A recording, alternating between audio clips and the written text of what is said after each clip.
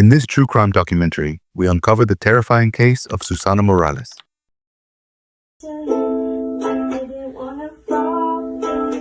Gwinnett County Police initially considered Morales a runaway, but tell 11 Alive it has exhausted all leads and now needs the public's help.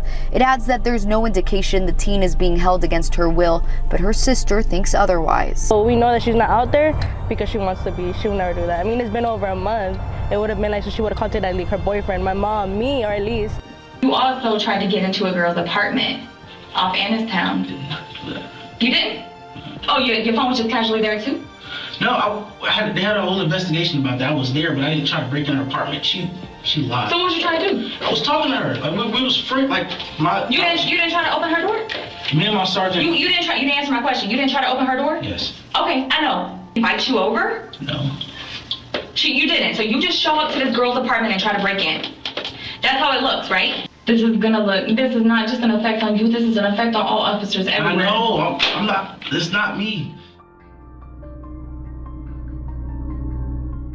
Our story tonight takes us to the quiet city of Norcross, Georgia, a small suburban pocket nestled within the vast web of Atlanta's area.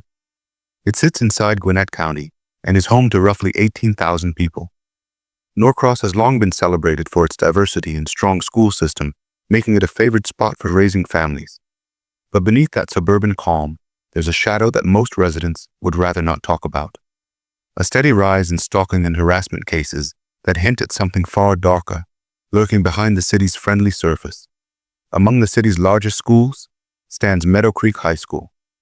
In 2022, one of its students was a 16-year-old girl named Susana Morales. Born on June 4, 2006 in nearby Atlanta, she lived with her two older sisters, Yasmin and Julissa, and her parents who had immigrated from Mexico back in 1996. Life in Norcross for Susana was ordinary in the best way possible. She was a cheerful freshman full of energy and dreams. She joined the school's cheerleading squad, loved music, and had a natural gift for it, teaching herself to play the piano, guitar, and ukulele with almost effortless grace. Her mother, Maria, was protective, especially since Susana was the youngest in the family. That summer of July 2022 felt peaceful, though. The long school break had given Susana time to breathe and enjoy her freedom before starting her junior year. She wanted to make the most of the final month of vacation, and like any teenager, she decided to earn a bit of pocket money while doing so. On the evening of Tuesday, July 26th, Susana worked a shift with her mother at a nearby McDonald's. When the shift ended around 4 in the afternoon, she headed home, took a shower, and later told her mom she'd grab dinner and visit her friend for a few hours. She said she was going to her friend Rose's house just one street away, but in reality, she was meeting another friend named Alyssa, who lived in an apartment complex called Sterling Glen, less than a mile from their home. When she arrived, she messaged her mom as always, saying she'd gotten there safely so Maria wouldn't worry. The evening was spent laughing and chatting with Alyssa and another friend named Kaylee. By around 9:40 p.m., Susana texted her mother again, saying she'd be home soon and not to wait up. It was a short 15 to 20-minute walk, but she never came home. As the night grew silent, Maria began to worry. She stood by the door every few minutes, hoping to catch a glimpse of her daughter walking up the dim street. But the road remained empty. She called and texted, yet every attempt went unanswered. By morning after a sleepless night, she contacted Gwinnett County Police around 9 a.m. to report her 16-year-old daughter missing. Her friends had no idea where she was. Kaylee told officers she had walked Susana to the end of the street that night. The last time she saw her was as she turned onto Singleton Road heading home. A walk that should have taken minutes became the moment she vanished without a trace. For police, it seemed like another runaway case. That summer, reports of missing teens had been pouring in across the county. Susana's was the 56th report that month alone. Officers told Maria to wait 48 hours, confident the girl would return on her own. But she never did. As the hours dragged on with no sign of her, the Morales family decided they couldn't just sit and wait. They got in their cars and started searching every corner of Norcross and the neighboring towns north of Atlanta, calling her name and checking every street, park, and alley. Then came the first real clue. Susana had been using an app called Life 360, a location sharing tool that helps people stay connected and safe by showing real-time locations. She was sharing her location with her friend Kaya. Late that night at 10:29 p.m., Kaya received an alert from the app saying Life 360 has detected sudden movement from Susana's phone. Possible crash or fall detected. The data showed the phone moving at 40 miles per hour, which meant she had to be inside a vehicle. Kaya immediately tried to call and text her, but there was no response. When the data was reviewed, it showed that between 10:07 and 10:21 p.m., Susana had been walking along Singleton Road, exactly the route she would have taken home. Then the phone's signal suddenly appeared nearly 2 miles away, near Steve Reynolds Boulevard, close to Oak Lock Trace, an area in the complete opposite direction from her house. There was no reason for her to be there. Yet the phone kept moving at high speed before finally stopping. For her family, that realization was devastating. Someone must have picked her up. The coordinates on Steve Reynolds Boulevard would mark the last location ever recorded from Susana Morales' phone. The device kept receiving calls and messages, but no one answered. Then the battery died. 2 weeks have passed since 16-year-old Susana Morales from Norcross was last seen. The family says they saw her the morning of July 26, and that afternoon she went to a friend's home but never returned back to her house. As you can see here, she was last seen wearing a yellow tank top and light-colored jeans. Gwinnett County police say they have labeled the case as a runaway, but her family disagrees. They're now asking the public to be on the lookout in any way they can. If they see her, the best thing to do is take pictures, send it to call the police, because if anything, we're able to recognize her no matter if it's from the side, from the back, from the front. Like, the most important thing we need right now is for people to take pictures if you think you see her. 2 weeks had passed since Susana's disappearance, when her family decided they could no longer stay silent. They began organizing small gatherings and peaceful protests, demanding that police take the case more seriously. Their persistence eventually worked, and the Gwinnett County Police finally began to move. But even then, investigators believed there was little reason to think Susana was in real danger. They still thought she might have run away. Officers joined the family and searched the area where her phone had last pinged, but they found nothing. They even combed through the nearby woods, yet again came up empty-handed. For law enforcement, the search ended there, but for the family it was only the beginning. Determined to uncover something, the Morales family managed to get their hands on surveillance footage from a few nearby stores. The video was grainy and unclear, but it showed Susana walking in the direction of her home for a brief moment before vanishing completely from the camera's view. When the police received that footage, they didn't just receive evidence, they also received a theory. The family believed that right after Susana disappeared from the camera, someone had pulled up beside her, taken her into their car, and driven off at high speed. They thought the kidnapper had thrown her phone out the window, which would explain the 40-mile-per-hour reading and the sudden crash alert that Kaya received from the Life 360 app. Investigators analyzed the footage but found no solid leads. As weeks passed and no progress was made, police finally issued a public statement asking anyone with information to come forward. But in that same statement, they clearly said they did not believe Susana was in danger. That comment hit her family hard, and honestly, they had every right to be angry. A 16-year-old girl had vanished from the street. Her phone was off. She had triggered a crash alert. Her social media was silent for a month, and still they insisted she wasn't in danger. For the family, the conclusion was obvious. She hadn't gone missing by choice. But the investigation stalled, and the case grew cold. Weeks turned into months, and hope began to fade. Then everything changed. On February 6th, 2023, a man named Matthew Gilbert was driving along Highway 316 near a small town called Dakula. While passing through, he noticed a small clearing just off the side of the road where cars could pull over. He stopped there for a break.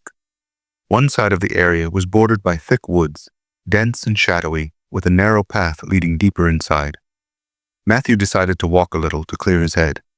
His mother was in the hospital in poor condition, and he needed a moment of quiet. As he followed the narrow trail about 100 yards into the woods, something unusual caught his eye. He moved closer, trying to make sense of what he was seeing. And then came the horrifying realization. Matthew had stumbled upon human remains. He immediately called the police.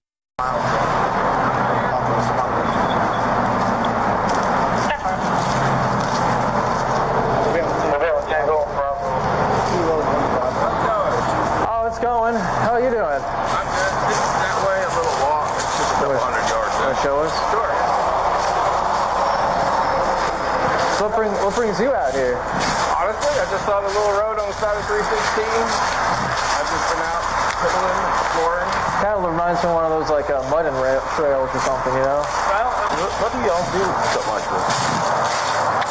Well, we gotta send it to the medical center to figure out who they are. Really? If it is a person, you know. It's definitely a person. But, I mean, Yeah, well, I understand. I mean, 330 somebody with a medical degree is gonna have to examine it. Sure. All right, well, we can test the word. We'll get out. Oh, good job. While investigators were still at the wooded site where the remains had been found combing through the area, one officer had a completely different task. He drove to the home of Susana's family and quietly collected a DNA sample from her mother. He didn't tell her why. At that moment, the department wasn't sure who the remains belonged to. All they had discovered was a skeleton and nothing more. As the samples were sent to the lab for comparison with the DNA from the remains, another detective made a discovery that would change everything. Deep in the woods near the site of the body, they found a handgun. It was clear from the condition of the bones that they couldn't confirm whether the victim had been shot, since there was no flesh left on the skeleton. But this gun held something crucial, a serial number. Those numbers were more than just digits. They were the key to unlocking a vault of darkness and corruption. That same day, the case was officially assigned to Angela Carter, a homicide detective, with the Gwinnett County Police Department. And to be honest, she deserves real credit here. Because in the middle of all the mistakes and delays that plagued Susana's case, she chose to do what was right. She took control of the investigation and began her own pursuit of justice. In this video, we'll walk through the entire investigation that followed under her leadership. But first, let's go back to her initial steps. The most logical move for Angela was to trace the gun's serial number to its registered owner. And that's when the shocking truth surfaced. The gun belonged to now former officer Miles Bryant.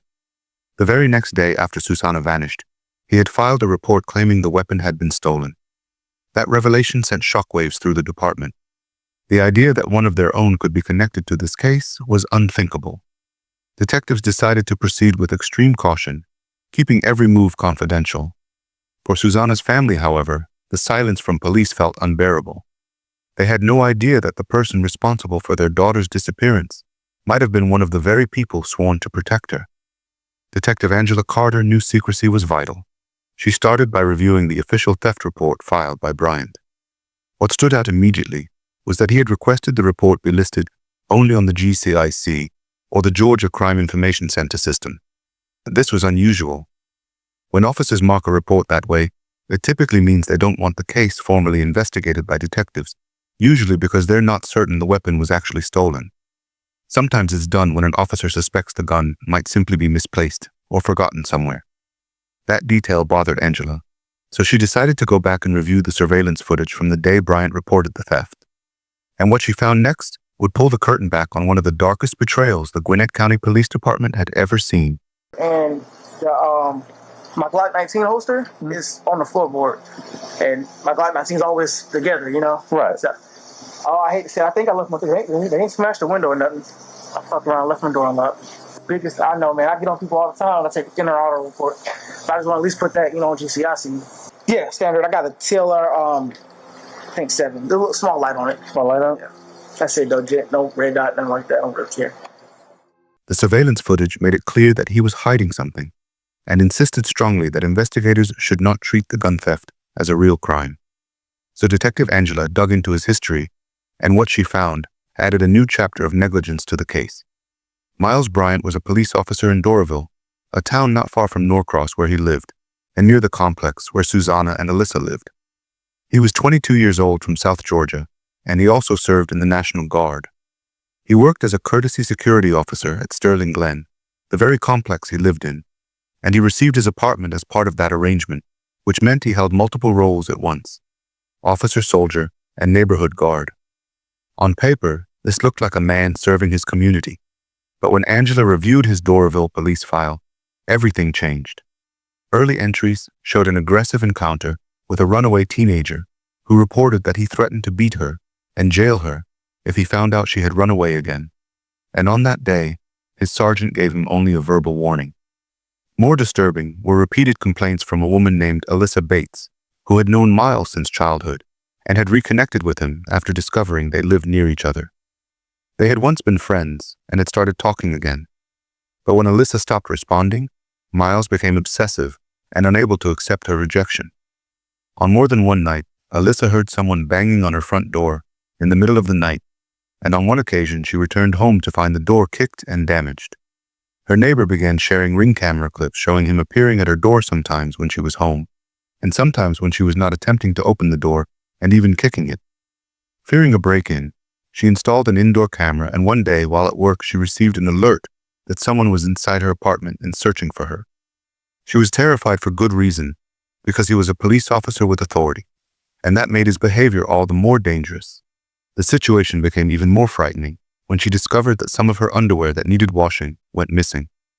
Alyssa reported these incidents to both Gwinnett County Police and Doraville Police, but nothing happened.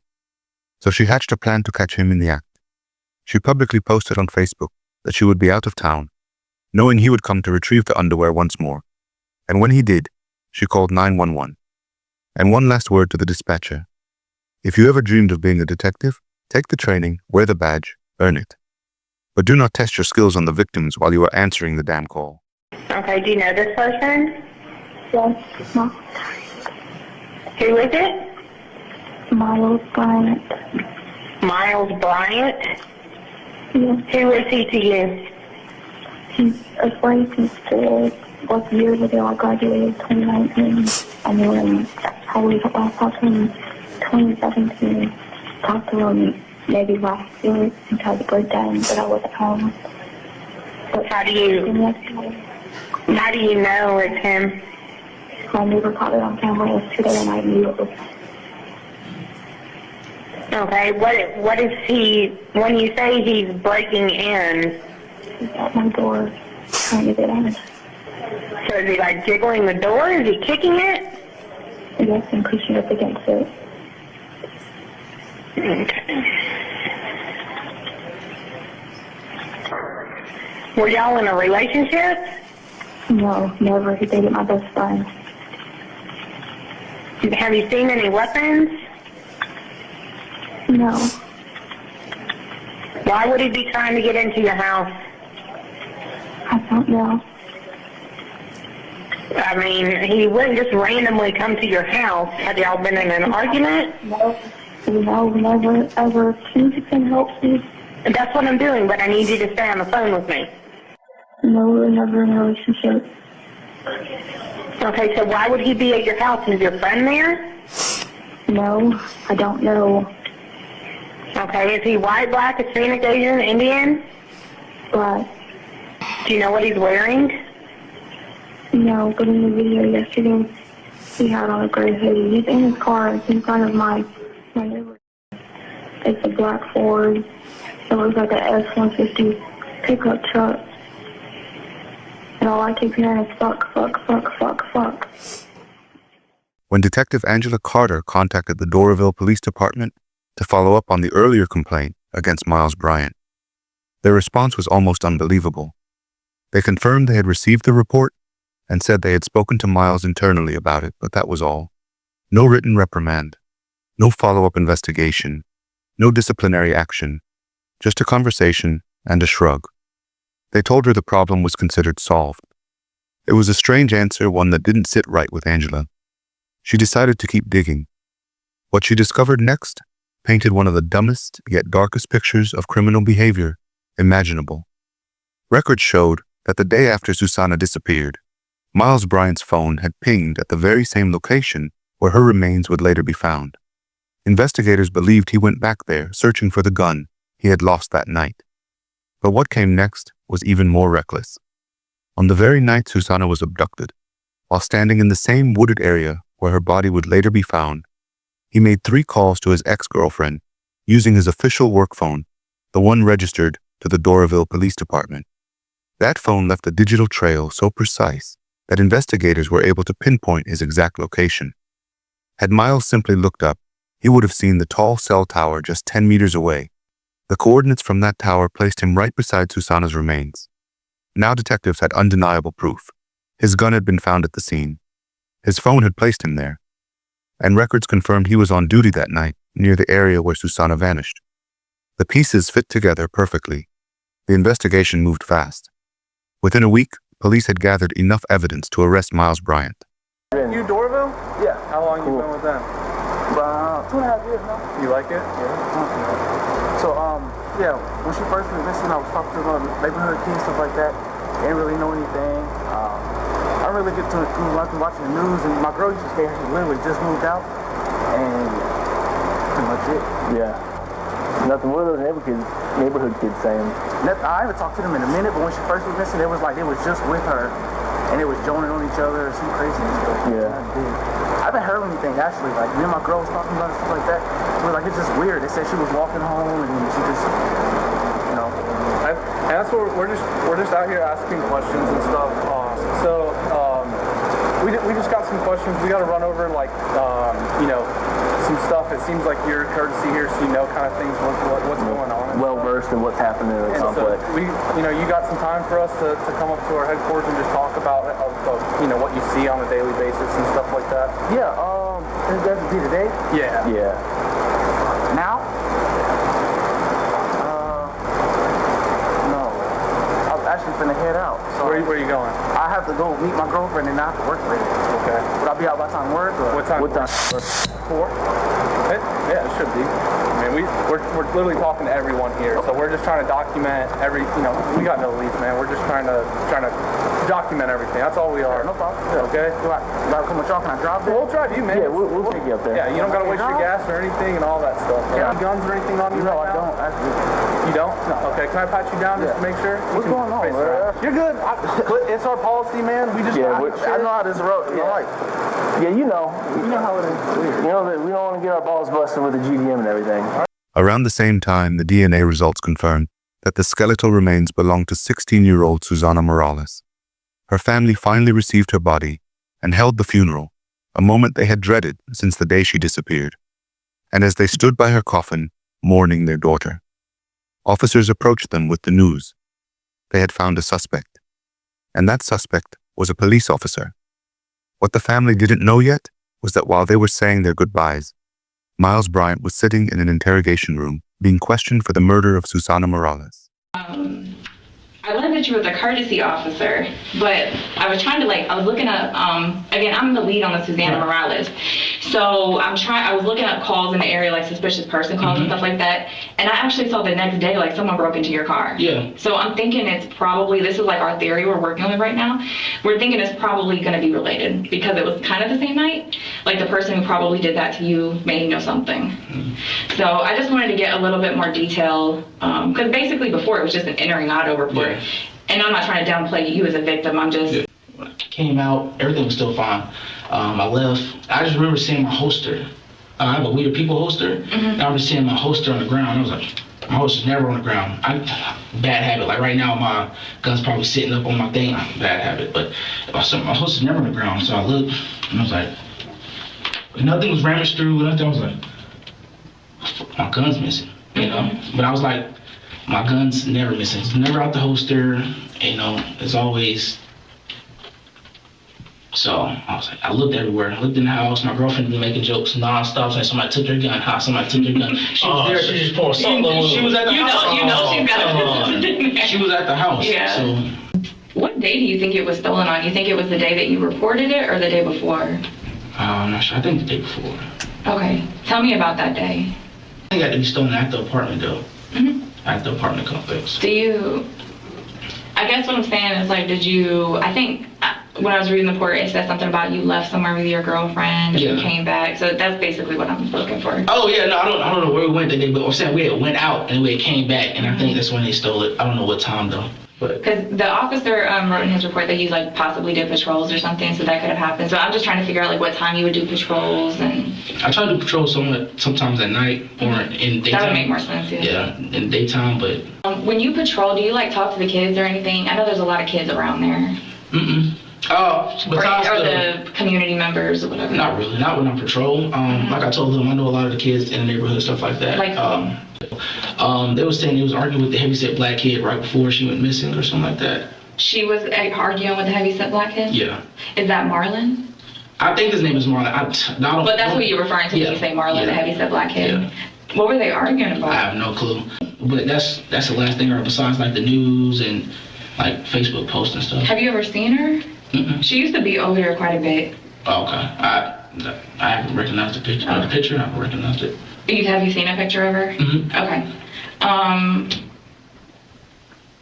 So when you made the report, you said that you possibly went out like patrolling that night. Do you remember anything sticking out, anything that stands out to you? Not really. Okay, well, still sucks. Yeah, it sounds terrible.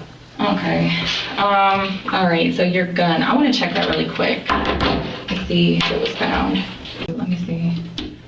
So when you, look, I'm not judging you. I literally been there, done that with you and your girlfriend. Yeah. You didn't leave the complex ever? She didn't have your location? No, she didn't have my location, but I used to drive around like a lot. Yeah, no, there was like a movie, or not a movie, there was security footage that the family went and got, and it looks like, I was wondering if maybe that was like you sitting in the parking lot, because it's really close to the exit, and it would make sense like if you were sitting there, just like watching, but you're patrolling, I get it, but also like listening to your girlfriend, because that's what I would do. Where at? Let me see. It's like Plaza? It's like right out there. Let me, where's the video? Let me pull it up for you. So it's a kind of a video, but it looks like there's a black truck over here. And I know that you patrol in your truck. So, but it's like right there by the exit. So I was like, oh, maybe that's him. But if you were talking. Right there? Yeah. No, that's not me. Okay. Yeah, I never went to what is that the gas station? I don't even know what it is. The family got it. Oh, yeah, no. I'm getting my surgeon to check because my computer's, I don't want it to die right now. So basically my sergeant just confirmed, so we did find your gun, actually. Yeah, so that just like raises suspicion even more. Not with you, but like I think it's the same person who probably, because it wasn't listed as stolen before, but I couldn't figure out who had found it. But you watch the news, you know we found Savannah, but there was actually a gun found out there too. For real? Yeah, and it's the same serial number. He just verified it. It's crazy. I know. So help me walk through it a little bit. Like help me some kind of way. Did you ever go out there do you know where she was found? 316 somewhere. Yeah. Do you ever go in the woods and stuff out there? In the woods, no. Is there any reason why you would have dropped it out there, maybe? No. Do y'all do any training out there or anything? Not over there, at least. Okay. I mean, that's a crazy coincidence. Yeah. Because I think it got stolen from you the same day, so it's probably someone that was walking around out there. Yeah, for sure. That's all I can really think of. Me and my girlfriend was actually arguing that night. So I think I just was driving around. What were y'all arguing about? I got caught up with my side piece, and it's been back and forth. And that was around the same time. I think I just got back from Florida or something. Yeah, I know you said you remembered that you were fighting with her that night. Yeah. So I'm just curious, like, what made you remember that part? Maybe do you remember it because you remember a certain place? Like, what triggers that memory? Just that night when you said patrolling and stuff like that, I was like, I remember that night was just riding around. I was mad at her and stuff like that. We ended up meeting at the QT later. So you were working that time. You didn't have like AT or anything. Yeah, that was regular. Just to confirm it, I'm just trying. You didn't go over where her body was found that night, right? To like in the woods or anything. Okay. All right. I don't know where her body was found. Off 316. Yeah. Yeah. No, I can't even give you an address. I got coordinates. That's the only way I can get to it.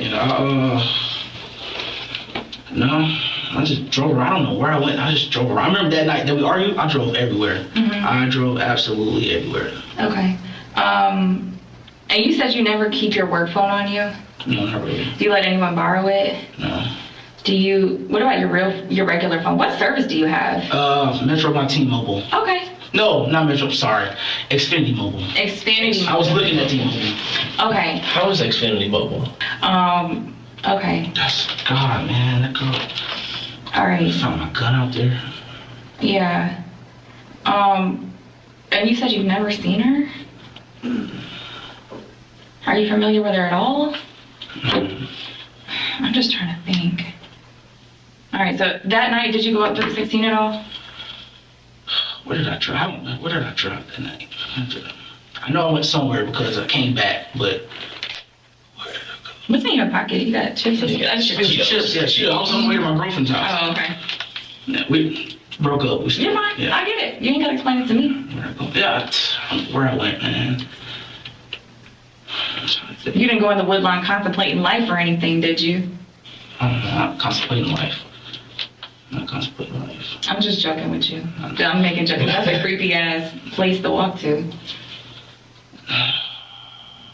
I drove everywhere. I'm not sure where I drove. I may have gone officer. If it's the same night, I may have gone officer at a QT. I'm trying to see what QT was. I remember, oh God, I remember that part. She tried to chase me. My girlfriend tried to chase me with her car. Oh shit. Yeah, I mean, I was driving around. I was driving, and I remember I was driving. I was still in our area. I don't know where I was driving. She tried to chase me. Yeah, she tried to chase me. She tried to chase me with her car.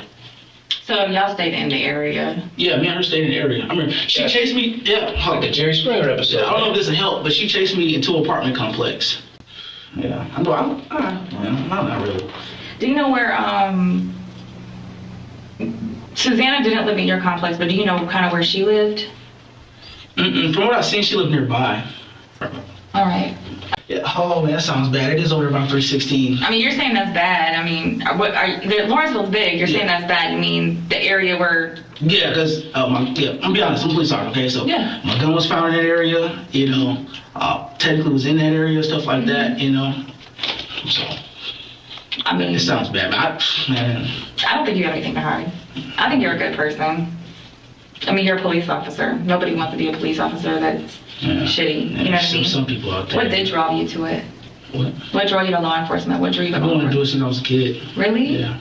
What do you know? No, I'm just trying to. No disrespect. I'm really getting, I say perp vibes. They're like suspect vibes right now. Why? The way y'all talking. We're just talking. Yeah, I know.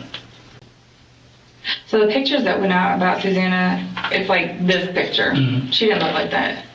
So I just want to make sure. This is kind of what she looked like that night. She has like curly. Mm-hmm. I really see her. Oh. I mean, it's a bright tank top. You didn't see her walking around, maybe? Mm-mm. I would look.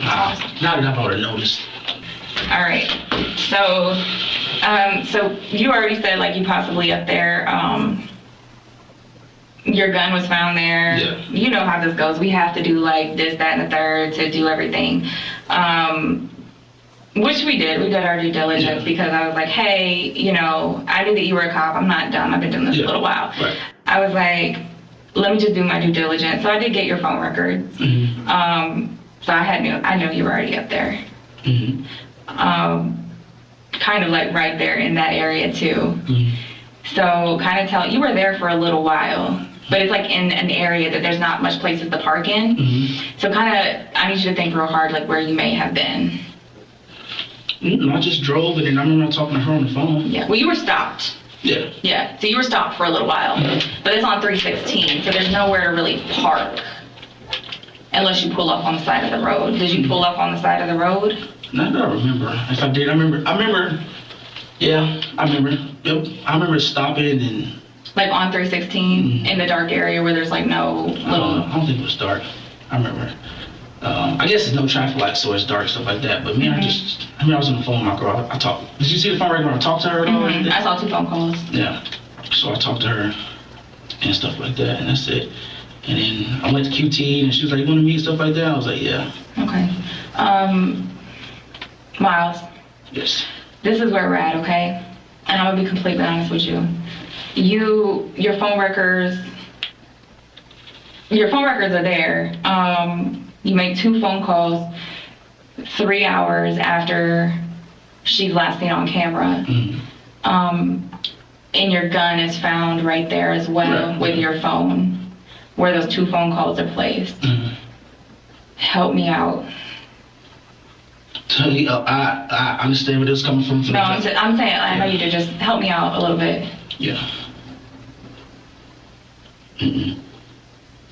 I don't know what you're thinking, but no. What would you think? You think that's something to do with No, I said, what would you think? Oh, no, I totally, I get that part, but now my heart's beating, it's like, whoa, Mm-hmm. I get that. That's almost like, hey, stuff like that, but no, I never been like that, Mm-hmm. I would never do something like that. Mm-hmm. I was actually on the phone with her, her and my side chick, mm-hmm. like that, and I talking to them about stuff. That's it. What's your side chick's name? Avion. Avion, that's the one that lives. Austell area. You getting chased around by your girlfriend and then call your side chick to decompress. Yeah. And then I talked to my girlfriend and we ended up meeting and stuff like that. So the phone records put you literally right there, and it's not your personal phone. You call her on your work phone. Yeah. Why'd you do that? I think my personal phone was dead. Okay. But I have both their numbers. I just need to calm down. Mm-hmm. It shows you in the woods. In the woods? Mm-hmm. I never left my show. I don't think I was in the woods. My DNA, whatever. We've done that. Soldier to soldier, cop to cop. Yeah. I told you I've looked into Susana. Yeah. I know what kind of friends she had. Mm-hmm. I know what she did, and I know how she was. Basically, we know you were there, but we need to figure out why and what happened. I don't think you're a bad guy. I don't. Mm-hmm. You weren't brought up here in handcuffs or anything. Yeah, no. So, and I have your back. That's what I'm saying. Like, you're like family. You know what I'm saying? We're all family here. I gotta figure out what happened. Yeah. Because there's no arguing if you were there, if you weren't, we know you were. Right. So we have to, I know that it was more than you were talking to your girlfriend, there was movement around there, so that's what we have to cover right now, okay? Tell me what happened, please. I don't know. I literally was with my girlfriend, on the phone with my girlfriend, and that's it. I think I was on Instagram. So I mean, it can't just, are you saying it's just a mere coincidence that you end up in the woods, the same place Susana ends up? Her body was found there, dude. Your gun is found walking distance from This her is the body. time to be 100% honest. You said your holster's in the passenger seat, because we've been playing this forever. We got this information last week, but we haven't come and run up on you, because we're not worried. We don't think, you know what I'm saying? The holster is in your passenger seat floorboard. Did Susana try to take it? No, I literally never seen her. Has Susana ever been in your truck? No. But I remember rolling my window down and everything. Miles. I swear I'm being honest. That is crazy. Miles. Now I'm nervous. We got your phone in the woods 3 hours after. Why were you in the woods? I wasn't in the woods. You were in the woods. I was not in the woods. You were. Phone pings are very precise. Do you understand how they work? So one, we got very lucky because there's a tower right there where her body is. So we can get precise locations. It costs a little bit more, but we can get precise locations. Your phone is right there where your gun was dropped. You were in the woods. It's not a question of if you were, if you weren't. You were. I do not remember being in the woods. You were in the woods. Is it possible you zoned out? No, I remember. You were so mad you forgot, like, walking back there? Because I know when I get mad, I pace around. Yeah, no. And I do. Why did you not want detectives involved in your case? What you mean? You told the officer you didn't want detectives to look for your lost gun. They got better things to do. I know. No, sorry. Well, that's not a statement people make. Well, in Dorville, we have our detectives are busy. Okay. So. All right. Well, if that's not the case, we're gonna do everything to figure out, to back you on that. All right. Part of that is let me see. We do have to get your phones, okay? What? Because of the phone records pinging and stuff. Oh. Yeah. I'm getting frustrated because I feel like you think I'm lying to you. No, I believe I no, really. Because maybe I am wrong about you. Maybe I'm wrong. You also tried to get into a girl's apartment off Annistown. Did not do that. You didn't? Oh, your phone was just casually there too? No, they had a whole investigation about that. I was there, but I didn't try to break in her apartment. She lied. So what was you trying to do? I was talking to her. Like we was free. Like You didn't try to open her door? Me and my sergeant. You didn't answer my question. You didn't try to open her door? Yes. Okay, I know. Why was you hiding your head? It was raining. Oh, it was raining. Where was your PC? You was wearing a gray jacket. Yeah, that was a violation of 6. You're right. Yeah, exactly. Because you didn't want anyone to see your hat because it has your name on the back of your head. Okay? No, I didn't have a piece of mind, I swear. I know, exactly. Because you didn't want people to see your name. No. Yes. She knew exactly where I was. She knew who I was. She didn't want you there. She didn't ever tell me that. She never told me that. Did she invite you over? No. You didn't. So you just show up to this girl's apartment and try to break in. That's how it looks, right? Yeah. So casually, you're just the victim in all this. You just casually be in all these like victim situations where you're just casually in the wrong place at the wrong time. That's what you're telling me. No, my sergeant did a whole investigation. Miles, you gotta just. We need your help. We want to give this family closure. I understand that. Your gun's there. Your phone puts you in the woods. What can we give this family? You're not a bad person, Miles. This is not just an effect on you, this is an effect on all officers everywhere. I know, I'm not, it's not me. After the interrogation, Miles stuck to two main claims. First, he insisted that it was actually his ex-girlfriend who had been chasing him and that he was only trying to avoid her. Second, and more importantly, he swore that he had never seen or met Susana before in his life. When detectives questioned his ex-girlfriend, they quickly discovered that the chasing incident he mentioned had indeed happened, but not on the night Susana disappeared. It took place 2 full months later, long after the murder. The next thing investigators needed to confirm before moving forward with prosecution was whether Miles had known Susana or had been watching her beforehand, and proving that turned out to be much easier than he could have imagined. At the time that Susana was missing, went missing, was killed, y'all had been friends for about 5 years? Yes, sir. When was the last time that you saw Susana in person before she was taken? Maybe 2 days prior. Had you ever met Miles Bryant, the detective? I didn't know who he was at the time, but I have met him before. I would see him around the apartments every once in a while. Did you ever have any kind of conversation? Yes. Tell us about that. There was an instance where me and Susana were walking in the Sterling Glen apartments. He had stopped in a black truck asking us if we needed a ride. We just kind of laughed it off and didn't talk about it. When his trial began in the summer of 2024, the prosecution laid out everything we've already discussed, along with one more key piece of evidence, the testimony of a jailhouse informant. This inmate claimed that Miles had been confident he wouldn't be convicted because there was no direct forensic evidence linking him to the crime. According to the informant, Miles once made a chilling remark. "Man, someone could get the death penalty for something like this." The other inmate replied, "No, you'd have to do something way worse to get death." To which Miles casually responded, "Well, so far, they've only charged me with one thing." The defense, however, painted a very different picture. His attorney, a sharp, tough woman with a commanding presence, presented what she called an alternative explanation for what happened to Susana, or rather, what she claimed hadn't happened. She tried to plant reasonable doubt in the minds of the jury, describing the case as a tragedy, which it undeniably was. But her task was nearly impossible.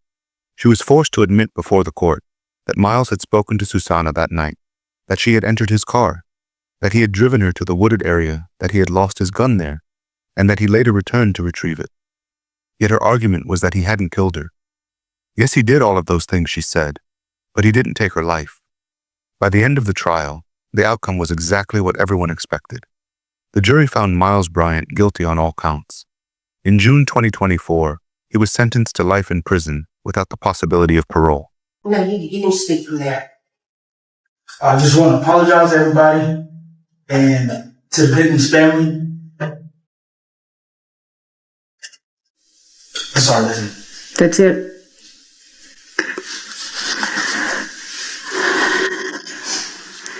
Mr. Bryant, on count 1, malice murder, I sentence you to life without the possibility of parole. Thank you for watching. If you enjoyed this video, don't forget to like and subscribe for more true crime documentaries. See you in the next video.